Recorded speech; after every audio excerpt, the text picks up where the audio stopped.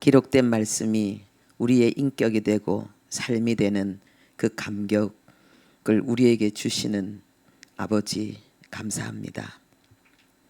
아빠 아버지, 우리가 세상에서 하나님 성장해 가며 또 많은 것을 이루어 간다 할지라도 우리 마음에 쌓이는 하나님 그런 공허와 그리고 불만족 그리고 하나님 부끄러움을 어찌할 수 없습니다. 그런데 예수 그리스도 안에서 하나님 우리가 꿈도 꿀 수 없는 평안을 그리고 자유를 참된 사랑을 우리 안에 이루어 가시니 감사합니다. 우리의 삶이 하나님 늘 기쁘지만은 않은데 오히려 슬프고 힘든 일들을 통해서 주님을 닮아가는 이 놀라운 역전, 하늘의 영광을 하나님 맛보는 축복을 우리에게 주시니 감사합니다. 오늘도 구유에 누이신 예수님, 아버지, 이 예수님을 통해서 주님이 우리에게 말씀하고자 하는 하나님 그 진리의 내용들을 우리가 온전히 취하게 하시고 하나님 앞에 오늘도 찬양을 드리고 기도를 드리고 또 춤도 드리고 예물도 드리고 아버지 감사의 고백도 드렸습니다.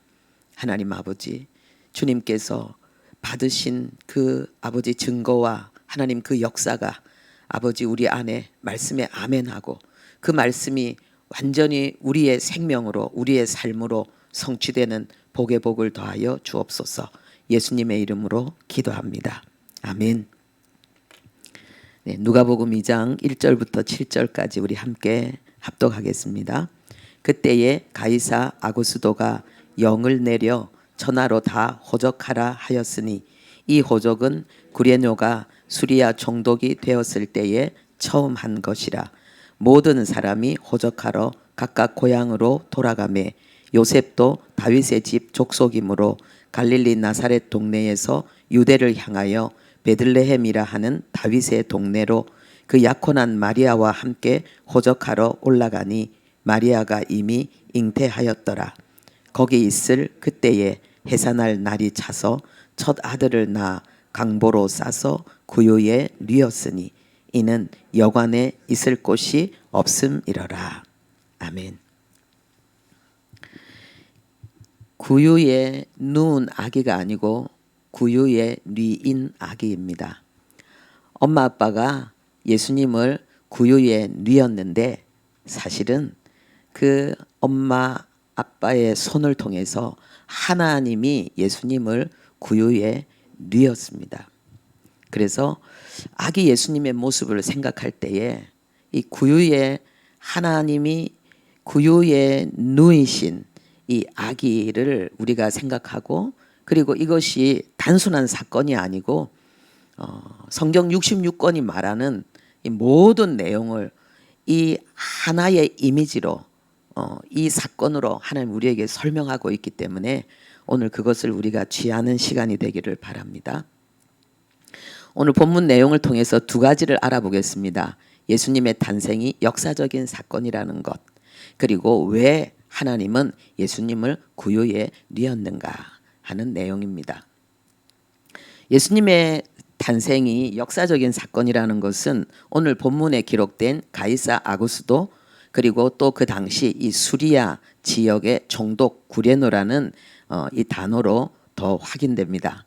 그리고 호적하러 고향으로 그 베들레헴 다윗의 동네로 가셨다는 이 사실이 역사적인 사건으로 확인됩니다. 가이사 아구스도 그리고 이 수리아 지역에 당시 이 팔레스타인 이 유대 땅이 들어 있었거든요. 그 총독 구레뇨 때에 이 호적이 있었는데 이 총독이 왔을 때 이게 처음 한 것이라 했습니다. 그러니까는 상당히 이례적인 일이 일어났다는 거죠. 평소 때 없었던 특별한 사건이 일어났다는 것입니다. 그런데 우리가 이 로마의 이 역사 속에 그리고 지금 예수님의 이 탄생의 역사가 함께 겹쳐지고 있는데 우리가 그 카이로스라 그러면 하나님의 시간과 하나님의 사건이죠. 그런데 이 땅에 우리가 살고 있는 이 역사는 인간의 시간과 인간의 사건입니다. 그런데 이 인간의 시간과 사건인 이 크로노스 속에 하나님의 시간과 사건인 카이로스의 역사가 함께 진행되어지고 있는 것을 우리는 이 역사를 통해서 알 수 있습니다. 먼저 가이사 아구스도라 그랬는데 이 가이사란 말은 영어로 시저거든요. 로마 황제를 말하는데 로마의 일대 황제가 아구스도입니다. 지금 이때에 예수님이 탄생한 이 사건이 일어나고 있습니다. 본문의 내용이죠. 그리고 로마 2대 황제가 디베로입니다. 세례 요한이 활동할 당시에 황제였다는 것을 성경은 기록하고 있습니다. 그리고 3대 황제가 칼리큘라인데 이분은 짧게 되었기 때문에 성경의 기록은 없습니다. 그리고 로마 4대 황제가 네로, 이때 바울과 베드로가 순교합니다. 그리고 5대 황제 때 예루살렘 성전이 파괴됩니다. 그래서 이 세상의 역사 속에 하나님의 신비한 역사가 진행되어지고 있는데 우리가 그 역사와 관계없는 자의 삶을 사느냐 아니면 그 역사 속에 포함되느냐 이것이 엄청난 그 중요한 의미를 내포하고 있습니다. 그래서 우리가 조금 전에 드린 말씀이 위에 있고요. 계시록 1장부터 물론 성경 66권에 하나님의 그 카이로스에 대한 내용이 포함되어지지만은 그 우리 인간이 살고 있는 이 크로노스의 시간과 그 속에 이루어지고 있는 하나님의 카이로스의 시간에 대해서 우리가 알아야 될 중요한 내용이 있습니다. 그것은 뭐냐 하면은 예수 그리스도가 크로노스와 카이로스의 주인이라는 것입니다. 예수 그리스도 안에서 우리는 우리의 시간과 우리의 역사를 살아내고 있습니다. 계시록 1장에 예수님이 나는 처음이요 나는 마지막이다. 내가 시간이다. 내 안에 시간이 있다는 것입니다. 그리고 우리가 지금 살고 있는 이 물리적인 시간을 뛰어넘은 영혼의 시간도 예수 안에 우리가 함께 살게 되는데 그 예수를 만나지 않은 자에게는 그 카이로스의 영혼이 없지요.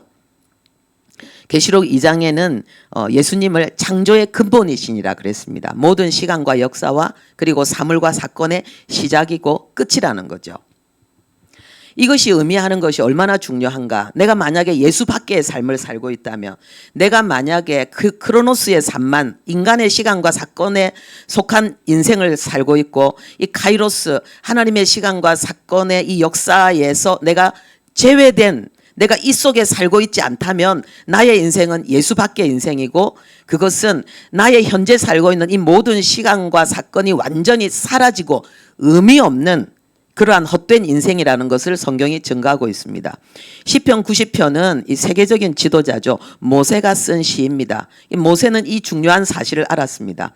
주의 목전에는 천년이 밤에 여기 오타네요. 밤의 한순간일 뿐입니다. 왜냐하면 시간의 주인이신 하나님 밖에서의 삶은 천년도 한순간이라는 게 없다는 것입니다. 그리고 야고보서 1장 4장 14절에도 우리 함께 읽을까요? 너희는 잠깐 보이다가 없어지는 안개니라. 의미 없는 삶이라는 것입니다. 여러분들이 지나온 삶을 한번 뒤돌아보면은 내가 예수 밖에서 살았는가 예수 안에서 살았는가. 예수 안에서 산 삶은 의미가 있습니다. 남아 있습니다. 우리가 그걸 알 수 있습니다. 그리고 이 크로노스와 카이로스의 이 만남. 그런데 이 크로노스는 사람들이 알고 있죠. 이 세상의 인간의 시간이니까. 근데 이 카이로스의 이 역사는 겸손한 자에게만 보입니다. 호적하러 베들레헴이라는 다윗의 동네에 갔다 그랬습니다. 이것이 왜 중요하냐? 예수님이 지금 그 나사렛에서 원래 사셨는데 부모님들이 나사렛 출신인데 호적하라는 이 명령 때문에 베들레헴으로 가게 된 거예요. 왜 그러냐 하면은 이 요셉이 다윗의 족속이기 때문에 유대 땅 베들레헴으로 다윗의 동네로 가야 되었던 것입니다. 이 사건이 일어난 이유는 예수님의 출생지에 대해서 미가서가 예언했습니다. 우리 함께 읽겠습니다. 베들레헴 에브라다야 이스라엘을 다스릴 자가 네에서 나올 것이라. 네게서 나올 것이라. 그래서 예수님이 반드시 베들레헴에서 태어날 것을 예언하고 있기 때문에 그 하나님의 말씀은 성취되어져야 되기 때문에 그쪽으로 가신 것입니다. 그리고 이사야 11장 10절에도 우리 함께 읽겠습니다. 이새의 뿌리에서 한 싹이 나고 열방이 그에게로 돌아오리니 이 이새는 다윗의 아버지 이름입니다. 이 한 싹은 바로 후손을 이야기합니다. 근데 수많은 그 후손 중에서 한 분이라는 거예요. 예수 그리스도를 이야기하죠.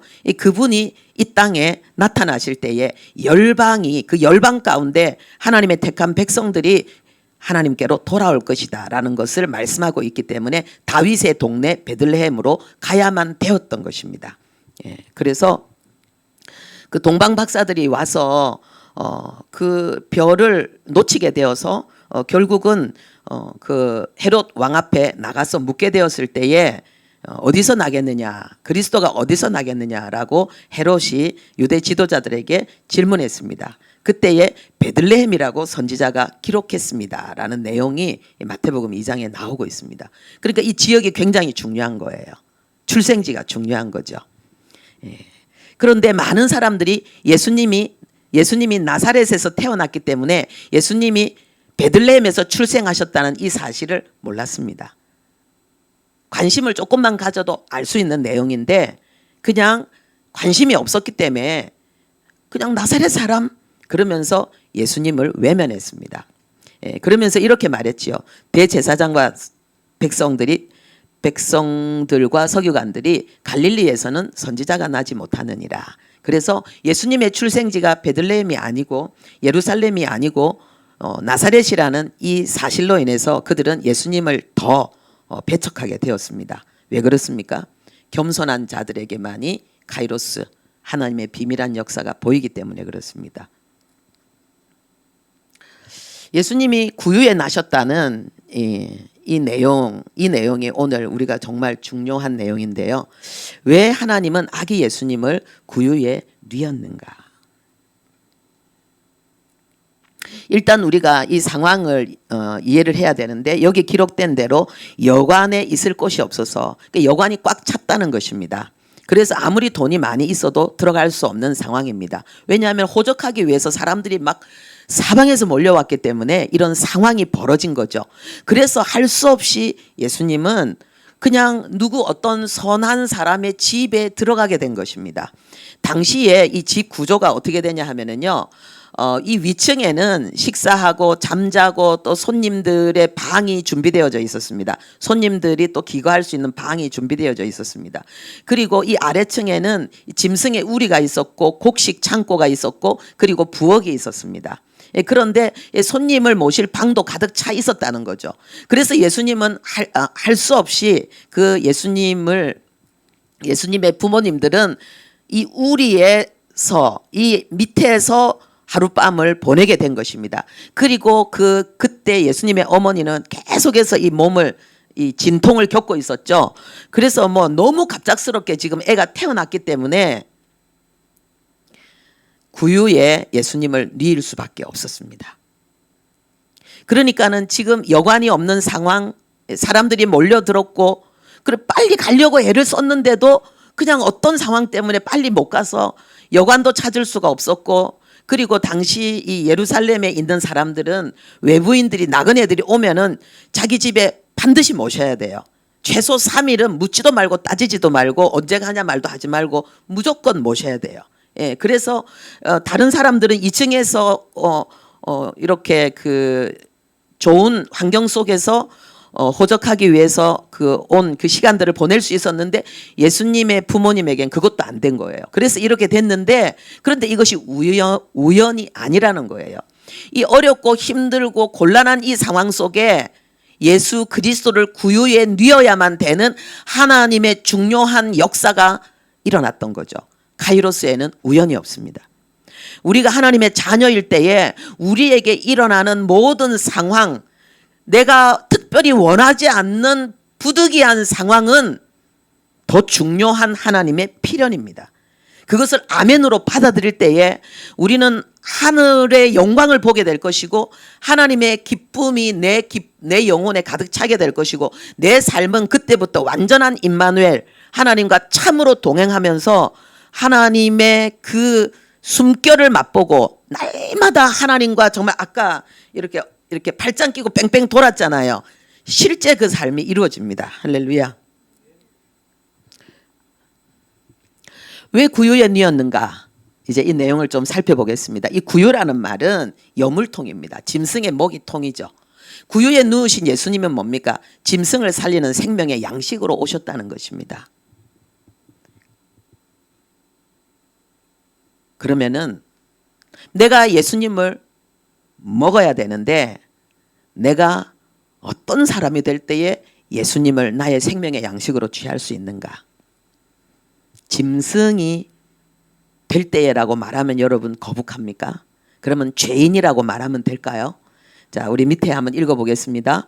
내가 죄인을 부르러 온 것이 아니요.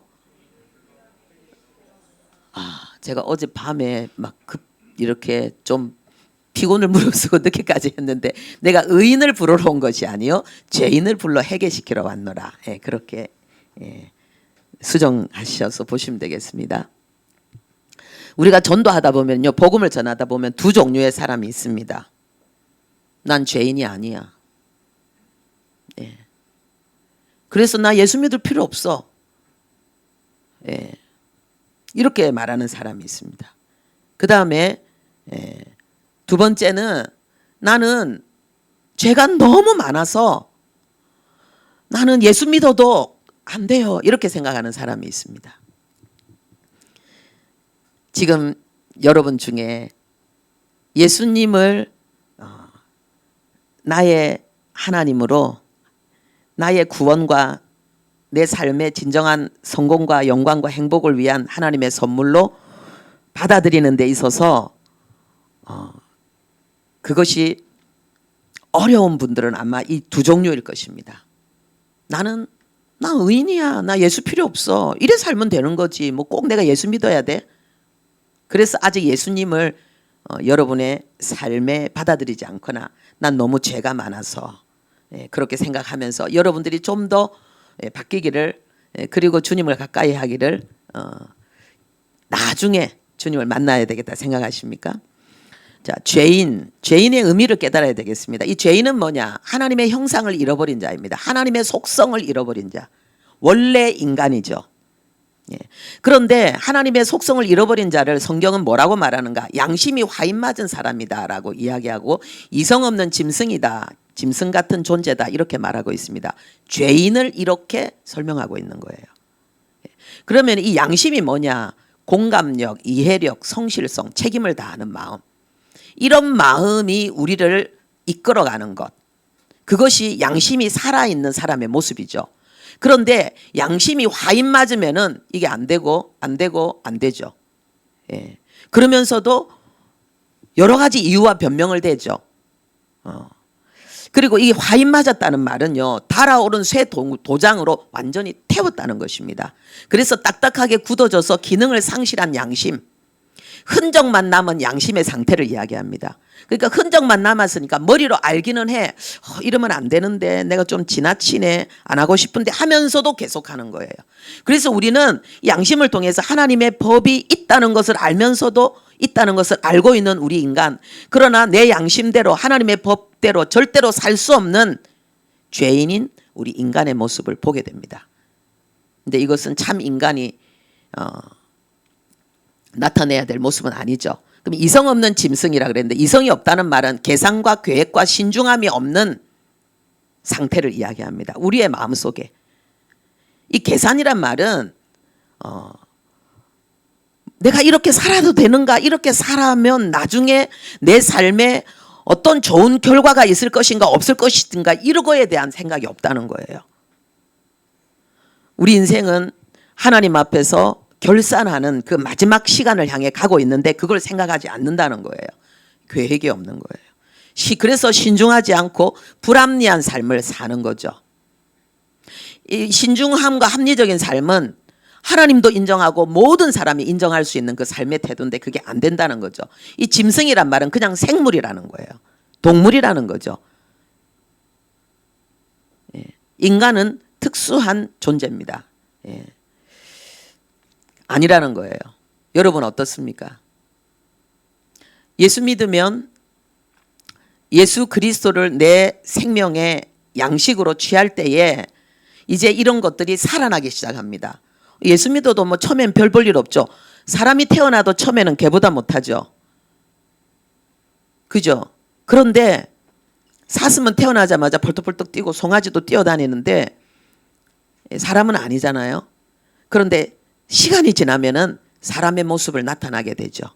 그래서 개도 부리게 되고 사슴도 말도 타게 되는 거죠. 그리스도인도 마찬가지입니다. 예수님을 처음에 만나서 예수님을 내 영혼에 모신다고 당장 바뀐 건 아닙니다. 근데 계속해서 잘 성장하면 우리 안에 이런 것들이 엄청나게 성장합니다. 이런 것들이요. 완전히 우리의 삶을 어떻게 살아야 될지 생각해야 되겠습니다. 말구에 누우신 예수님, 예수님을 말구에 누이신 하나님 아버지는 나에게 나를 먹으라, 예수님을 먹으라 라고 요구하십니다. 우리 함께 읽겠습니다. 나는 하늘에서 내려온 생명의 떡이다. 사람이 이 떡을 먹으면 영생하리라. 여기서 이 영생이라는 말은요, 영원한 생명일 뿐만 아니라 아주 인간의 차원을 뛰어넘은, 지금 현재 인간의 차원을 뛰어넘은 하나님의 신성에 아주 충만하고 고결한 그 삶의 상태까지 포함한 것입니다. 그리고 읽겠습니다.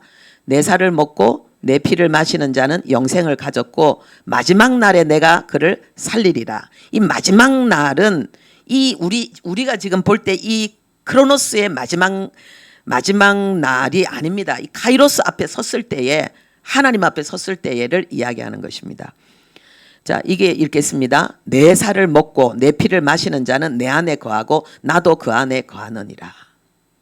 예수님이 먹으라는 거예요. 예수님 직접 하신 말씀이에요. 우리가 예수를 믿는다는 것은 예수의 피와 살을 먹고 마시는 것이고 예수님과 하나 되는 것입니다. 예수님 내 안에 들어오시고 내가 예수님 안에 들어가는 것입니다. 다시는 분리되지 않습니다. 완전히 영원히 하나가 됩니다. 여러분이 음식을 먹으면 그 음식은 여러분 속에 들어와서 여러분의 몸이 됩니다. 완전한 연합입니다. 분리할 수 없습니다. 그래서 진정한 구원은 영원합니다. 한 번 구원은 영원합니다. 그래서 예수님을 먹고 마시는 것, 우리의 생명의 양식으로 오신 짐승 같은 삶을 끝내고 진짜 인간다운 하나님의 형상, 하나님의 그 신성의 그 충만함으로 점점 성장해가고 성숙해가는 이 고귀한 삶을 사는 것은 믿음과 고백입니다. 그 고백이 바로 기도입니다.